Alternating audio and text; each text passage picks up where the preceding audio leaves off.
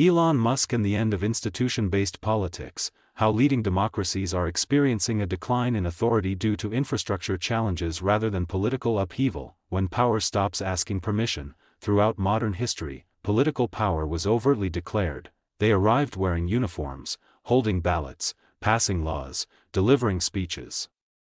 It demanded recognition, justified its actions, and submitted, at least in theory, to public judgment. Even dictators felt compelled to explain themselves. Empires kept records too. Today, power increasingly does none of these things, it simply operates. When a satellite network is switched on or off, borders feel the effect. When an algorithm changes its priorities, public opinion rearranges itself. When a private platform boosts certain voices and suppresses others, it subtly shifts political reality. No decree is issued, no vote is taken, no institution formally decides, yet outcomes change. This is not a failure of democracy in a dramatic sense. There are no tanks in the streets. Constitutions remain intact. Elections continue to occur on schedule. What is disappearing instead is something subtler and more dangerous: the centrality of institutions themselves.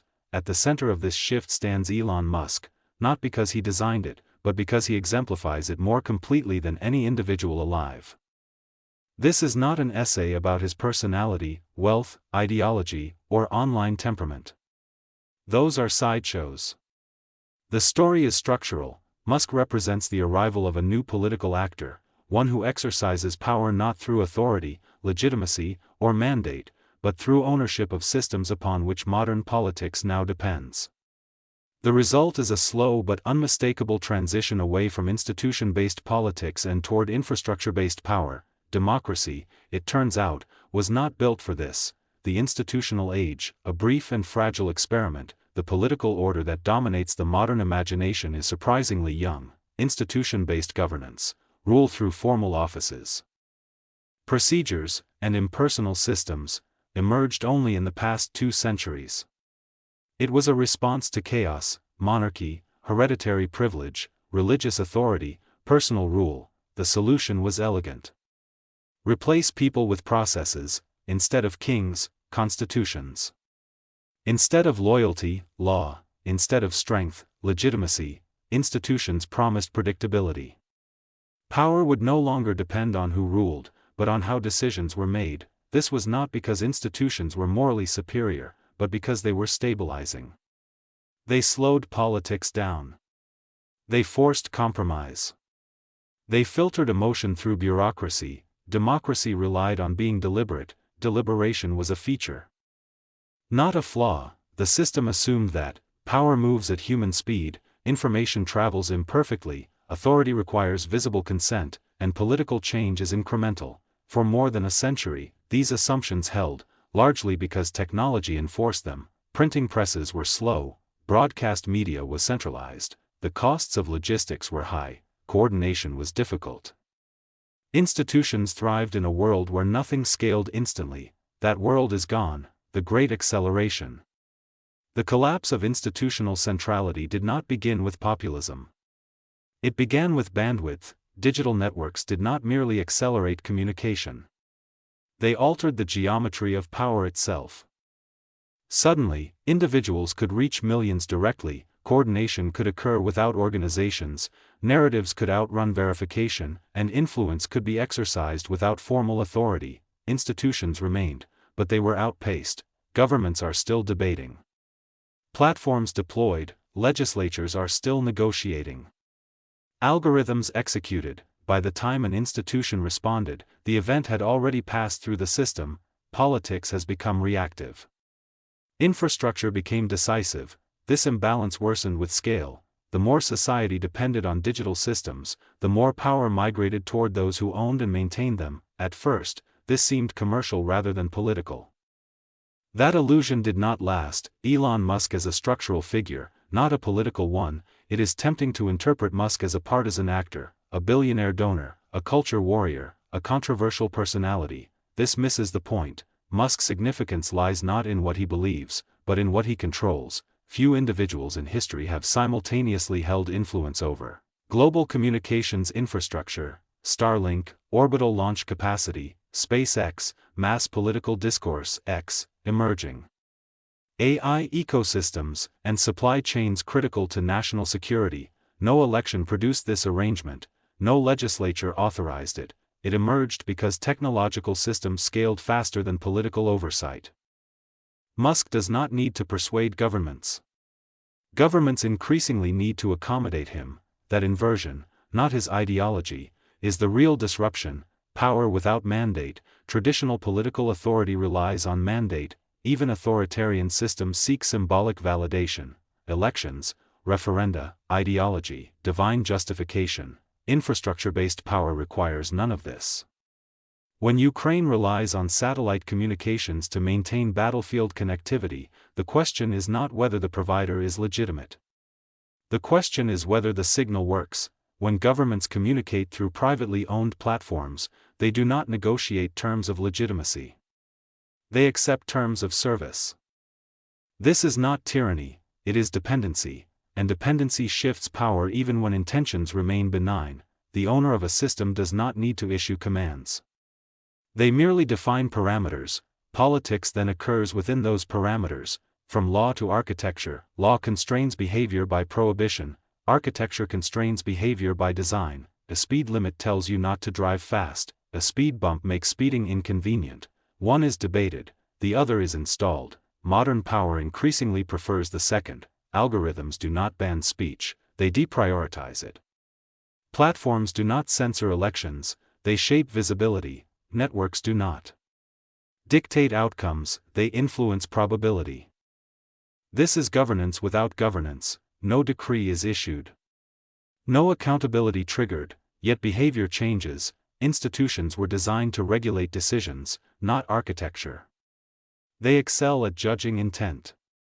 They are helpless against design. Musk's power lies precisely here, not in commanding society, but in shaping the systems through which society operates. Why Trump was a warning, and Musk is the reality. Donald Trump represented an institutional shock. He challenged norms, ignored conventions, insulted procedures.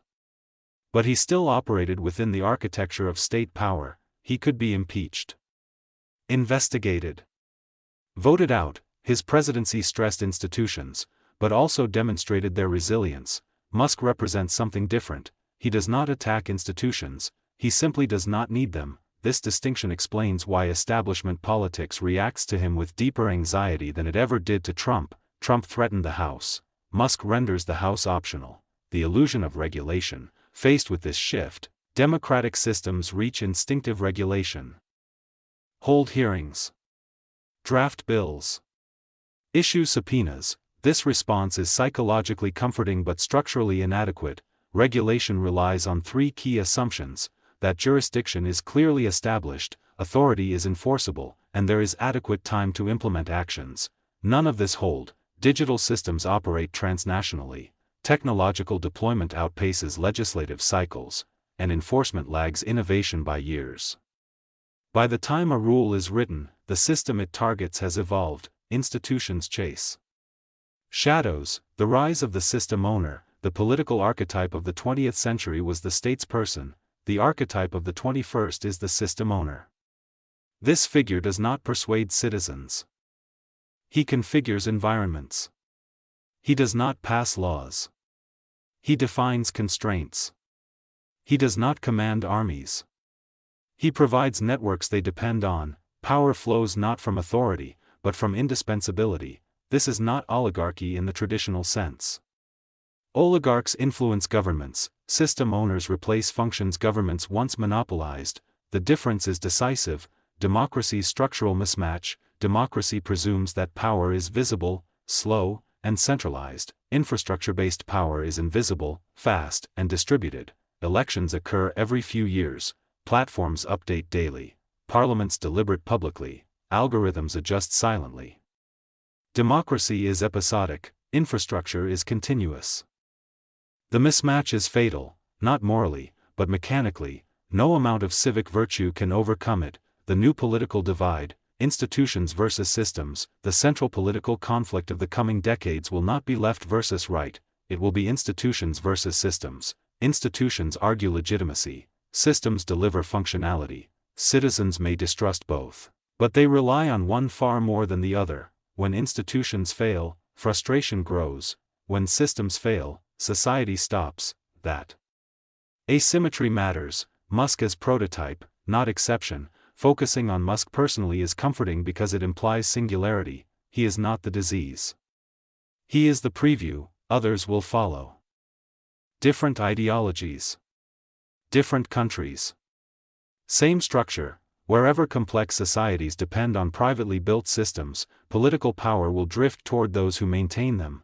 This is not a conspiracy, it is arithmetic, the quiet exit of consent. The most unsettling aspect of this transformation is that it does not require public approval. No one voted to outsource political communication to platforms. No referendum authorized private satellite dominance.